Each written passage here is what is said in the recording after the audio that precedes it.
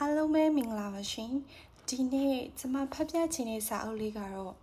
့ဆရာကြီးမိုးရှင်ရဲ့သူစိတ်ထဲကြတိုင်းဖတ်ဖို့ဆိုတဲ့စာအုပ်လေးထဲကနေပြီးတော့ပထမဦးဆုံးကောင်းစဉ်လေးဖြစ်တဲ့စိတ်ဓာတ်တွေပြန်တက်လာဖို့အကောင်းဆုံးနည်းလမ်းလေးတွေတဲ့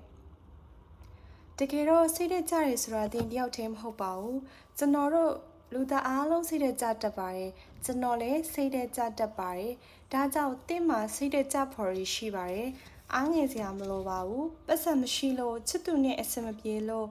့မိသားစုနဲ့အဆင်မပြေလို့အလုံးမအဆင်မပြေလို့ဆောင်းမပွဲကြလို့ရုံမလာလို့စသဖြင့်အမျိုးမျိုးကိုစိတ်ဓာတ်ကြနေတတ်ကြပါတယ်စိတ်ဓာတ်ကြတာဆင်းရဲချမ်းသာမရွေးပါဘူးပတ်စံချမ်းသာတဲ့သူတွေတော့စိတ်ဓာတ်ချမ်းသာမယ်လို့သင်ထင်ပါဘောတကယ်တော့သင်ထင်တယ်လို့မဟုတ်ပါဘူးဥပမာသင်ကတိတ်မချမ်းသာတဲ့တာမန်ရုံးဝန်ထမ်းတစ်ယောက်ဖြစ်ပြီးတင်မှာတင်အရန်ကြိုက်တဲ့ iPhone လေးတစ်လုံးရှိတယ်ဆိုပါစို့အဲ့ဒီ iPhone လေးတက်စီပေါ်မှာမြင့်ကျန်ခဲ့ရဆိုရင်တင်ဘယ်လိုခံစားရမလဲခဏလောက်တွေးကြည့်လိုက်ပါ9သိန်း10သိန်းလောက်တန်ဖိုးရှိတဲ့ပစ္စည်းတစ်ခုအတွက်တောင်အဲ့ဒီလောက်စိတ်တော့ကတွေရောက်ပြီးစိုးရင်ပူပန်နေတတ်ရင်သိန်းထောင်ပေါင်းများစွာချမ်းသာတဲ့သူတွေရောဘယ်လိုစိတ်ထဲမှာဖြစ်နေမယ်ထင်လဲ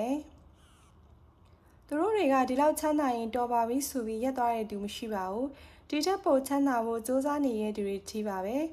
သူတို့မှရှိတဲ့ချမ်းသာမှုတွေကိုမပြော့ပြတ်အောင်အမြဲထိန်းသိမ်းနေရပါတယ်တကယ်တော့အောင်မြင်မှုဆိုတာပျော်ရွှင်မှုပါလူတွေကပျော်ရွှင်မှုရဖို့ပတ်စံကအထူးကကြတယ်လို့သတ်မှတ်လိုက်ပါတယ်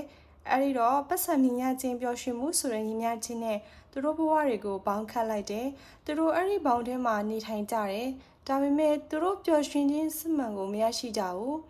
းသူတို့ဘဝတွေကိုလောဘတွေနဲ့အနာတက်လိုက်တယ်သူတို့ရဲ့ညီမျှခြင်းကလောဘအပေါင်းပတ်စံညီမျှခြင်းပျော်ရွှင်မှုဖြစ်လာတယ်ကြာလာတော့ညီမျှခြင်းရဲ့တစ်ဖက်တစ်ချမ်းကပျော်ရွှင်မှုသူတို့စီမှာမရှိကြတော့ဘူ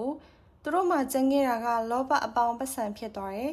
သူတို့ရဲ့ဘဝတွေကဘာနဲ့တူလဲဆိုတော့ကြောက်တုံးကြီးတတုံးအယံမတ်တဲ့တောင်ပေါ်ကိုတွန်းတင်နေရတယ်လို့ပဲသူတို့တက်တာမြင့်လေလေအဲ့ဒီကြောက်တုံးကြီးကိုနောက်ပြန်မကျအောင်အားပိုဆိုင်ရလေးလေးပါပဲတချို့ကအဲ့ဒီကြိုက်တုံးကြီးတိုးနေတော့အရန်လှတဲ့ကြက်လေးတွေရဲ့ပဝင်းချင်းကငှက်ကလေးတွေနဲ့တေးဆိုတဲ့တွေကိုမခံစားမိလိုက်ကြဘူးတချို့ကမနိုင်တဲ့ကြောက်တုံးကြီးမို့လို့ဒလိတ်ခောက်ကွေးပြုတ်တတ်ကြတယ်တချို့ကချွေးတန်တီးရဲရဲနဲ့တချို့ကထိတ်ဆုံးရောက်သွားကြတယ်ဒါပေမဲ့နောက်ထပ်တက်ရမယ့်တောင်းတွေအများကြီးရှိမှအပေါ်ဆုံးရောက်မှတည်ခွင့်ရလိုက်တယ်ပတ်စံနဲ့တတ်မှတ်ထားတဲ့အောင်မြင်မှုနောက်ကိုလိုက်ရင်ဘဝမှာအရေးကြီးဆုံးအရာတွေကိုဆုံးရှုံးလိုက်ရတယ်ပတ်စံကအရေးမကြီးဘူးလားလို့မေးရင်တော့အရေးကြီးပါတယ်ဒါပေမဲ့ပျော်ရွှင်မှုကိုပေးစွမ်းနိုင်တဲ့တစ်ခုတည်းတော့အကြောင်းရင်းတော့မဟုတ်ပါဘူးသူကအစိတ်ပိုင်းတစ်ခုထက်မပေါ်ပါဘူးတတ်မှတ်တဲ့သူပေါ်မှာတော့မူတည်တာပေါ့တင်ကပတ်စံသာချမ်းသာတဲ့ပျော်ရွှင်မှုကိုဆောင်ကျဉ်ပေးနိုင်တဲ့အရာလို့သတ်မှတ်ရင်တော့ပတ်စံတွေရှာပြီးပြောအောင်စမ်းကြည့်နိုင်ပါတယ်ဒီလိုမှမဟုတ်ပဲပတ်စံကအရာရာမဟုတ်ဘူးလို့ယူဆရင်တော့အောက်ပါနီလန်းလေးမျိုးကိုအတိုင်းကိုစမ်းကြည့်စေချင်ပါတယ်ကျွန်တော်ကိုယ်တိုင်ပျော်ရွှင်စွာနေနိုင်တဲ့နီလန်းတွေဖြစ်ပါတယ်နံပါတ်1အတွေးတွေကိုပြောင်းလဲကြည့်ပါစိတ်ကအရာရာပါပဲဥပမာတင်ကြုံဘူးလားတင်မှန်နဲ့ကြည့်လိုက်တော့တခါတလေမှချုံမောနေတတ်ပါတယ်ထိုအချိန်မျိုးဆိုကိုအားရနေတတ်ပါတယ်လူရှိသူရှိတွေထွက်တော့လဲယုံကြည်မှုအပြည့်နဲ့ထွက်နိုင်ပါတယ်ထိုနေ့မျိုးဆိုဘာလို့အောင်မြင်တာများပါတယ်ဒါပေမဲ့ကျွန်တော်တို့တွေကမှန်ကြည့်ပြီးကိုယ့်အပြစ်ကိုရှာကြကြောလူသားမျိုးနယ်တွေလေနှာခေါင်းမလှဘူးနှရွက်မလှဘူးမျက်လုံးကဆွေတယ်ကိုကဲ့ရက်ပြီးစိတ်ဓာတ်ကိုအောက်ဆုံးထိဆွဲချလိုက်ကြပါတယ်ထိုနေ့မျိုးဆိုရင်တော့စိတ်ဓာတ်တွေကျနေတတ်ပါတယ်ကိုယုံကြည်မှုကကျသွားတယ်အကျိုးဆက်နေနဲ့တစ်နေ့လုံးကိုဘာလို့အဆင်မပြေတော့ဘူးဒီအခြေအနေကိုပြန်လည်သုံးသပ်ကြည့်ရအောင်တင်းရုပ်ကဒီရုပ်ပါပဲပြောင်းလဲသွားတာကတင်းစိတ်ပါတင်းစိတ်ကတင်းကိုအကျဉ်းချလိုက်တယ်တင်ကလည်းအကျဉ်းချခံရအောင်ကိုမရမကလိုက်ပြီးတွေ့ရစိတ်ကအရာရာပဲအလိုလျောက်လေထဲမှာလွင့်မျောနေတဲ့တိမ်တွေကိုစင်ရုပ်တွေကြားရုပ်တွေဖြစ်မြင်ကြည့်လိုက်လို့လည်းရတယ်ညဘက်ခေါင်းရင်းမှာထောင်ထားတဲ့ဖြားလိပ်ကြီးကိုလည်းတရေလို့တွေးပစ်လိုက်လို့ရတယ်အဲ့ဒီတော့တေချာပြန်ပြီးစဉ်းစားရင်ပျော်ရွှင်မှုရဖို့ဆိုတာစိတ်ကိုပြင်ရမှာပါပတ်စံမဟုတ်ပါဘူးပတ်စံနဲ့ညီမျှချင်းချချင်ရင်လည်းရပါတယ်ဒါပေမဲ့အဲ့လိုစဉ်းစားရင်တော့စိတ်ချမ်းသာဖို့ပတ်စံအရင်ရှာကြည့်လိုက်ပါဒီစာအုပ်ကိုဖတ်နေကြတဲ့ကတင်စိတ်တွေပြန်တက်ချင်နေတဲ့သူဆိုတာသိကြပါတယ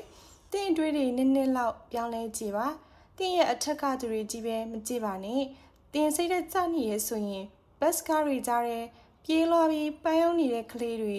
သူများကြောင်းစိန်ဝတ်ဆောင်လေးတွေကိုငေးကြည့်နေတဲ့ကလေးတွေတနေ့လုံးမှထမင်းတစ်နက်ပဲစားရတဲ့သူတွေအာဖရိကမှာ2ရက်မှတစ်ခါလောက်အစာစားခွင့်ရတဲ့ကလေးတွေကိုအားနာပါတင်မာရုပ်ပိုင်းဆိုင်ရာအားနည်းချက်ရှိတယ်လို့ထင်ရင်10တန်းမှာတင်ခဲ့ရဖို့တဲ့ဟယ်လင်ကဲလာကိုအားနာပါ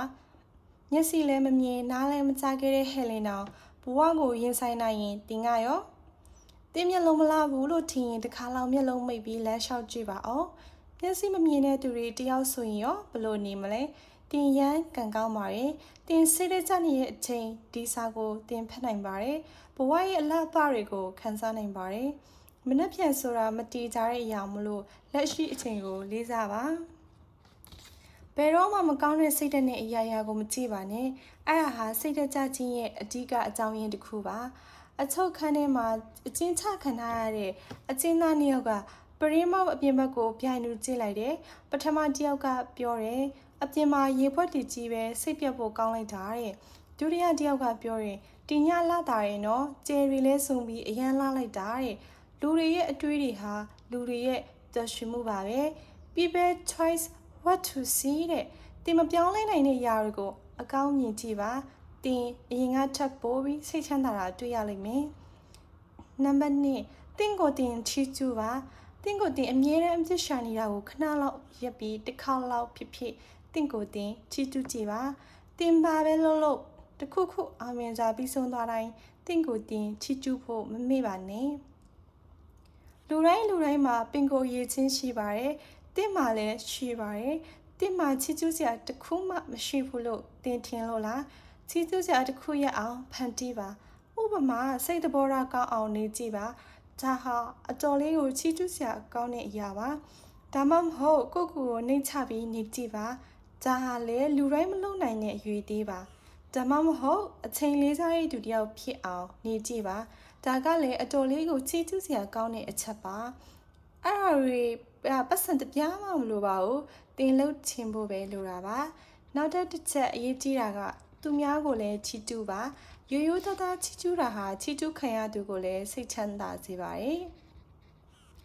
နံပါတ်3ပေါင်ထဲမှာမနေပါနဲ့တင်းကိုတင်ပေါင်ခတ်ထားတာအရင်ဆိုးပါတယ်တခုခုကိုမလုံးနိုင်ဘူးအခက်ခဲတခုခုကိုမဖြတ်ကျော်နိုင်ဘူးစသဖြင့်တွေးရတာအရင်လွယ်ပါတယ်ဒါပေမဲ့အဲ့ဒီလိုတွေးရဟာဘာမှကိုအသုံးမဝင်ပါဘူးတင်းရဲ့ comfort zone ထဲကနေထွက်ကြည့်ပါ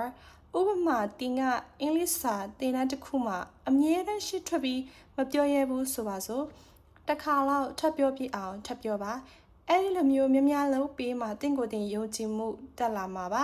အကျိုးဆက်အနေနဲ့တင့်ကိုတင်ချီကျူးဖို့အရာတွေကိုတိုးလာမှာပါတင့်ကိုတင်လက်ခံပါဒီအချက်ကအရန်ကိုအရေးကြီးပါတယ်တင်အသားမဲဒီပဲဖြစ်စေဆင်းရဲဒီဖြစ်စေဝါဒီဖြစ်စေပိန်ဒီဖြစ်စေတင့်ကိုတင်လက်မခံသေးသည်ဖုံးကွယ်ဖို့စူးစမ်းနေပြီးတင်မလုံးကြုံမှုတွေနဲ့စိတ်ဆင်းနေရအောင်ပါပဲလောကကြီးနဲ့အသားကျဖို့ဆိုတာအရင်ဆုံးကိုလက်ခံရပါတယ်တင့်ကိုတင်လက်ခံသွားရင်တင်းရဲ့ရုပ်ရည်ဟာတိတိတတ်တာကိုပြောင်းလဲသွားပါလိမ့်မယ်ယုံကြည်မှုအပြည့်နဲ့အရန်ကိုကြည်ကောင်းနေပါလိမ့်မယ်အမေရိကန်လူမဲရပါတွေကိုတွေ့ဖို့မှာပေါ့အသားမဲမဲနဲ့ရုပ်ချောလို့လားမချောပါဘူးဒါပေမဲ့ယုံကြည်မှုအပြည့်နဲ့ကြည်ကောင်းပါတယ်တင့်ကိုတင်ယုံကြည်မှုနဲ့တင်းရဲ့ရုပ်ရည်ကိုအများမြင်မှာပြောင်းလဲဖြစ်နိုင်ပါတယ်ဒါကြောင့်တင့်ကိုတင်လက်ခံမှာယုံကြည်ပါပေါင်းထဲမှာမနေပါနဲ့ပေါင်းပြင်ထွက်ကြည့်ပါအပြင်မှာအရန်လာပါတယ်နံပါတ်4မိမိမှာရှိတာကိုတန်ဖိုးထားပါ Some people just don't know how to appreciate what they got တချို့သူတွေကသူတို့ရှိမှရှိတာကိုတန်ဖိုးထားတတ်ကြပါဘူး iPhone လေးလိုချင်တာပဲတည်တယ်ပထမဆုံးဖုန်းလေးမကင်နိုင်တော့ခန်းစားချက်လေးတွေကိုမမှတ်မိကြပါဘူးမိမိအိမ်ရဲ့လုံခြုံမှုကိုခီးထွက်နေတော့ဒုက္ခရောက်တဲ့အချိန်မှာတန်းတာတက်ကြပါတယ်အိမ်မှာနေတော့ကတော့အဲကွန်မရှိလို့အိမ်ကအထက်မြင့်လို့ဆက်တပြေးစီကြီးအမျိုးမျိုးပြတက်ကြပါတယ်ကျမ်းမာခြင်းရဲ့အကျိုးကျေးဇူးကိုနေမကောင်းမှတတိယကြပါတယ်မအီမတာနဲ့နေထိုင်မကောင်းတဲ့အချိန်မှာနေထိုင်ကောင်းတော့ကဘလို့ဆိုတာကိုတတိယပါတယ်ပုံမှန်တိုင်းနေထိုင်ကောင်းနေတဲ့အချိန်မှာကျမ်းမာရေးရဲ့တန်ဖိုးကိုမတိတက်ကြဘူးဒါကြောင့်မိမိမှာရှိတာလေးတွေကိုတန်ဖိုးထားတတ်ကြပါစေလက်ဖက်ရည်ခွက်လေးများကပြီးတဲ့ဘဝတသနာတခါတော့တက္ကသိုလ်တစ်ခုမှာအတူတူတက်ခဲ့တဲ့တငယ်ချင်း3ယောက်ရှိပါတဲ့ တနေ့တော့သူတို့3ယောက်ပြန်ဆုံမိကြပြီးစကားလက်ဆုံကြရကနေပင်စင်ယူသွားပြီးဖြစ်တဲ့သူတို့ရဲ့တက္ကသိုလ်တုန်းကဆရာကြီးစီအလဲသွားဖို့အကြံရသွားပါတယ်။သူတို့သွားလေတော့ဆရာကြီးကနှွေးထွေးစာကြိုဆိုပါတယ်။သူတို့အားလုံးစကားပြောရကနေသူတို့ဘဝမှာအလုံးမှာတွေ့ရတဲ့စိတ်ဖိစီးမှုအကြောင်းတွေရောက်သွားပါတယ်။ဆရာကြီးကလာလေတဲ့သူတပည့်တွေကိုလက်ဖက်ရည်အခမ်းဖို့မိဖို့ကြောင့်တွေကိုဝင်သွားပါတယ်။ခဏအကြာမှာလက်ဖက်ရည်အိုးနဲ့အတူခွက်များကိုကင်ပြီးထွက်လာပါတယ်။ဆရာကြီးကတဲလာတဲ့ခွက်များထဲမှာတော့ကြွေခွက်ပလတ်စတစ်ခွက်ဖန်ခွက်စသဖြင့်အစုံလင်ပါတယ်။တချို့ခွက်မှာတော့တာမန်ပုံတို့ခွက်များဖြစ်ပြီးတချို့ခွက်များမှာတော့ဈေးကြီးပြီးလက်ရလဲအတော်မြောက်ပါတယ်။ဆရာကြီးကတပည့်တွေကိုလက်ဖက်ရည်သုံးဆောင်ဖို့ဖိတ်ခေါ်လိုက်ပါတယ်။တပည့်တွေကလက်ဖက်ရည်ခွက်များကိုစတင်ပြီးသုံးဆောင်ချိန်မှာတော့ဆရာကြီးကစကားဆပြောတယ်မင်းတို့တွေအားလုံးပုံစံခတ်တုံခွက်တွေကိုမသုံးပဲလှပတဲ့ခွက်တွေကိုပဲရွေးကြတာကိုတတိထားမိကြလားအဓိကမင်းတို့မှာဖိအားတွေဝင်လာတဲ့အကြောင်းရင်းကတော့မင်းတို့တွေကအချိန်တိုင်းမှာအကောင်းဆုံးတွေပဲလိုချင်ကြပြီးမင်းတို့အတွက်တကယ်အသုံးဝင်လားမဝင်လားကိုတခါမှတည်တည်ချာချာမစင်စားကြတာပါပဲမင်းတို့ဟာလှပတဲ့ခွက်လေးတွေကိုရွေးလိုက်ပြီးမြဲလက်ဖက်ရည်ရဲ့အရာတာကတော့ဒီတိုင်းပါပဲမင်းတို့တကယ်တောက်ချင်တာလက်ဖက်ရည်ဖြစ်ပေမဲ့မင်းတို့အားလုံးလက်ဖက်ရည်အကြောင်းကိုမေ့ပြီးခွက်အကောင်စားကိုအရင်ရအောင်စူးစမ်းကြတယ်ပြီးတော့ဘသူခွက်ကပိုကောင်းလဲဆိုပြီးတယောက်နဲ့တယောက်အကဲခတ်ကြတယ်လက်ဖက်ရည်အရာတာတော့တစ်ခါတလေမိနေတတ်ကြပါတယ်ကဲအခုစဉ်းစားကြည့်လက်ဖက်ရည်ဆိုတာမင်းတို့ရဲ့ဘဝကိုဆိုလိုတာပါခွက်ကတော့မင်းတို့ရဲ့အလောက်ကိုင်းယာဒူပတ်စံတွေပေါ့ခွက်နဲ့တူတဲ့အလောက်ကိုင်းယာဒူပတ်စံတွေကဘဝကိုထည့်ထားတဲ့ခွက်တစ်ခုပါအဲ့ဒါတွေကခွက်ကလေးတွေကဘဝရဲ့အတိတ်ပဲမဟုတ်ပါဘူးကဘာမှာအပျော်ဆုံးလူသားတွေကအကောင်းဆုံးသောအရာတွေကိုပိုင်ဆိုင်ခြင်းမရှိပါဘူးသူတို့တွေကသူတို့စီမှာရှိတဲ့အရာတွေကိုအကောင်းဆုံးဖြစ်အောင်လုပ်လို့ရှိပါတယ်ဒါကြောင့်ရိုးရိုးရှင်းရှင်းနေပါရဲရဲရောရောချစ်ပါနက်နက်ရှိုင်ရှိုင်ဂီယူဆိုင်ပါစီစီနနာပြောဆိုပါပြီးရင်တော့လက်ဖက်ရည်ကိုသုံးဆောင်ပါတော့ဒီပုံမြင်လေးကဘဝမှာမကြိုးစားဖို့ပြောတာမဟုတ်ပါဘူးလောကကြီးမှာမြင့်မြတ်တအာယုံစိုက်တက်ဖို့ကိုဆိုလိုတာပါအကောင်းဆုံးကြိုးစားပါဒါပေမဲ့လောဘတွေအရင်မတက်မိပါစေနဲ့တင့်မော်ရှိတာတွေကိုအကောင်းဆုံးဖန်တီးပါစင်တကောင်ကပေးတဲ့တင်ကန်းစာတခါတော့ကလူတစ်ယောက်ဟာခီးသွားနေရင်စင်တွေထားတဲ့အနားကိုဖြတ်မိတဲ့အခါမှာချက်ချင်းရက်လိုက်ပြီးဒီလောက်ကြီးမားတဲ့စင်တွေကိုဘာလို့များကျိုးတတိလေးနဲ့ချီနှောင်လို့ရတာလဲလို့တူဝေကစဉ်းစားမိသွားပါတယ်။ချင်းကျိုးတွေနဲ့လည်းမချီထား၊လောင်အိမ်နဲ့လည်းမထည့်ထားပဲနဲ့ဘလို့ထိန်းထားလဲဆိုတာကိုစဉ်းစားရခက်သွားပါတယ်။စင်တွေကအချိန်မီကျိုးတွေကိုဖြတ်ပြီးထပ်ပြေးသွားနိုင်ပေမဲ့တကောင်းမှအဲ့လိုမပြေးတာကိုတွေ့ရတော့သူအရန်အံ့ဩသွားပါတယ်။ဒါနဲ့သူလည်းအရန်တိချင်စိတ်ပြင်းပြသွားပြီးအနီးနားမှာရှိတဲ့စင်ထင်းကိုဘာလို့များစင်တွေကထွက်ပြေးဖို့မကြိုးစားတာလဲလို့မေးလိုက်ပါတယ်ထိုအချိန်မှာစင်ထင်းကြီးကရှင်းပြပါတယ်စင်ကလေးတွေကိုငငယ်လေးကလေးကအရွယ်အစားတစ်မျိုးတည်းသောကျိုးနေပဲချီခဲ့ပါတယ်အဲ့ဒီအရွယ်တုန်းကသူတို့ကိုကျိုးတစ်တစ်လေးတွေကကောင်းကောင်းထိန်းချုပ်နိုင်တယ်လေသူတို့ကြီးလာတဲ့အခါမှာတော့သူတို့ကိုအဲ့ဒီကျိုးလေးတွေကကောင်းကောင်းထိန်းချုပ်နိုင်တယ်လို့တထစ်ကြယုံကြည်သွားပါတယ်ဒါကြောင့်သူတို့ဘဝမှာထွက်ပြေးဖို့မကြိုးစားတော့ပါလို့စင်ထင်းကဖြေကြားခဲ့ပါတယ်သူလည်းအရန်ကိုအံ့ဩသွားပါတယ်ဒီစင်နီဟာသူတို့ကိုချီထားတဲ့ကျိုးတွေကိုမဖြတ်နိုင်ဘူးလို့ယုံကြည်နေတဲ့အတွက်လွတ်မြောက်အောင်မကြိုးစားဘဲနဲ့အမြဲအချုပ်အနှောင်အခိုင်အစားခံနေရတာကိုသိလိုက်ရပါတော့တယ်ဒီစင်တွေလိုပဲကျွန်တော်တို့ဘဝမှာတစ်ချိန်တစ်ခါကြရှုံးဖူးရုံနဲ့မလုံနိုင်ဘူးလို့ယုံကြည်ပြီးမလုံဖြစ်တဲ့အရာတွေဘလောက်တောင်များများဆဆရှိနေပါပြီလေကြဆုံချင်းဆိုတာတင်ယူခြင်းရဲ့တစ်စိတ်တစ်ပိုင်းပါဒါကြောင့်လက်မြောက်အရှုံးမပေးပဲအရာရာကိုရင်ဆိုင်ကြပါစို့ကြဆုံလို့စိတ်ညစ်နေရင်အခုပဲပြန်ပြီးစူးစမ်းကြည့်ပါနော်သောမက်အက်ဒီဆင်ဟာအချိန်ပေါင်းများစွာကြိုးပမ်းပြီးမှမိကိုတီထွင်နိုင်ခဲ့တာပါလဲကြတိုင်းပြန်ထပါသူများထူပေးမှပြန်ထတတ်ရင်ထူပေးမဲ့သူမရှိတဲ့နေ့တက်နှင်းခံရလိမ့်မယ်လူတိုင်းဘဝပန်းနိုင်ကိုရှောက်လိုက်ရမှာချော်လဲတက်ကြပါတယ်ကိုဘာသာကိုပြန်ထခဲ့ရတယ်လည်းရှိတယ်တချို့သူတွေကူညီပြီးထူခဲ့တာလည်းရှိတယ်ကျွန်တော်ဘဝမှာတော့များသောအားဖြင့်ကိုဘာသာကိုပြန်ထခဲ့ရတွေများပါတယ်ထူပေးတဲ့သူဆိုတာမရှိတလောက်ကိုရှားပါတယ်ဘေးနားကဖျက်လျှောက်သွားရင်လဲကြည့်ုံကြည့်သွားတဲ့သူတွေလည်းရှိပါတယ်ဒါပေမဲ့သူတို့ကိုကျွန်တော်မမုန်းပါဘူးသူတို့ကြောင့်ကိုဘာသာကိုပြန်ထတတ်တဲ့အလေးချင်းကိုမွေးယူတက်ခဲ့တာပါသူတို့ကြောင့်ပဲငါသာလင်ငါဘဝရဲ့ပေးခိုင်ရှင်ဆိုတာကိုလက်ခံလာတက်ခဲ့တာပါ ချော်လဲတာတဘာဝဆိုပေမဲ့ပြန်မထနိုင်ရင်အပြိုင်ဆိုင်များရဲ့ဒီနေ့ခေတ်ပြိုင်ပွဲကြီးထဲမှာတက်နင်းခံရနိုင်ပါတယ်။ဒါကြောင့်တင်းချော်လဲတိုင်းတစုံတယောက်လာထူပေးပါစေလို့ဆုမတောင်းပါနဲ့။တင်းမသာပြန်ထနိုင်အောင်ကြိုးစားပါ။တင်းပြန်ထနိုင်တဲ့အချိန်ရင်များလာလေလေတင်းကိုတင်းပိုယုံကြည်မှုရှိလာလေလေပါပဲ။ယုံကြည်မှုတွေများလာလေလေတင်းဟာစွမ်းအားတွေပိုရှိလာလေလေပါပဲ။ပထမသူတို့တင့်ကိုလစ်လူရှုမယ်နောက်တော့တင့်ကိုလောင်ရင်မယ်နောက်တော့တင့်ကိုတိုက်ခိုက်မယ်အဲ့ဒီနောက်တင်နိုင်လိမ့်မယ်ကျွန်တော်အရင်သဘောကျတဲ့ဆိုရိုးလေးပါတကယ်လဲမှန်ပါတယ်ဒါပေမဲ့တတိတခြားပြန်ဖက်ကြည့်ရင်အပေါ်ကသုံးဆင့်ကိုဖြတ်ကျော်နိုင်မှတင်အနိုင်ရမှာပါလူတော်တော်များများကအပေါ်ကသုံးဆင့်တန်ကိုမခံနိုင်ကြပါဘူးအောင်မြင်တဲ့သူတွေပဲကြော်ဖြတ်နိုင်ကြတာပါတင်ရောဘဝမှာအောင်မြင်တဲ့သူမဖြစ်ချင်ဘူးလားတင့်ကိုလစ်လူရှုရဲ့သူတွေလည်းတင်ကြုံဖူးမယ်တင့်ကိုလောင်ရဲတဲ့သူတွေလည်းတင်ကြုံဖူးမယ်တင့်ကိုတိုက်ခိုက်တဲ့သူတွေလည်းတင်တွေ့ရမယ်ဒါပေမဲ့တင်အောင်မြင်ထင်ထိုအဆင့်တွေကိုကြော်ဖြတ်ရပါမယ်အခုချိန်ကစပြီးအဲ့ဒီအရာတွေပေါ်အာယုံအယမ်းဆိုင်ပဲတင်လုံးစရာရှိတာကိုတူတူကြစားလုပ်တော့နော်ပြစ္ဆုတ်ပံမှာနေထိုင်မှာတင်စိတ်နဲ့ကြနေရဆိုရင်တင်းရဲ့အတိတ်အကြောင်းတွေပဲအမြဲတမ်းတွေးနေလို့ပါတင်းအမြဲဆိုရင်ပူပန်ကြောင်းကြနေရဆိုရင်တော့တင်းအနာကအကြောင်းတွေကိုအမြဲတမ်းတွေးနေလို့ပါတင်းစိတ်ငြိမ်းချမ်းနေရဆိုရင်တော့ပြစ္ဆုတ်ပံမှာနေထိုင်နေလို့ပါစိတ်တကြရဆိုတာကျွန်တော်တို့လူသားရဲ့မွေးရပါအကျင့်တစ်ခုပါစိတ်ရမကြအောင်အမြဲတမ်းကိုမြင့်တင်နိုင်တာကလူတော်တွေရဲ့အမှုကျင့်ပါလောက်ဆိုးပြောတဲ့စကားကတူတူလေးနဲ့အရန်ကိုထိရောက်ပါတယ်တကယ်တော့တင်ပါလို့စိတ်တက်ကြလဲပြန်တွေးကြည့်ပါညာတော့အဖြစ်စိတ်တက်ကြတာတွေကပြီးခဲ့တဲ့အကြောင်းအရာတွေဖြစ်နေတာကိုတင်သိထားမိလိမ့်မယ်အတိတ်ဆိုတာပြန်မတွေးရင်မရှိတော့ပါဘူးပြန်တွေးလို့သာကောင်းတဲ့ခဏခဏရောက်လာတာပါ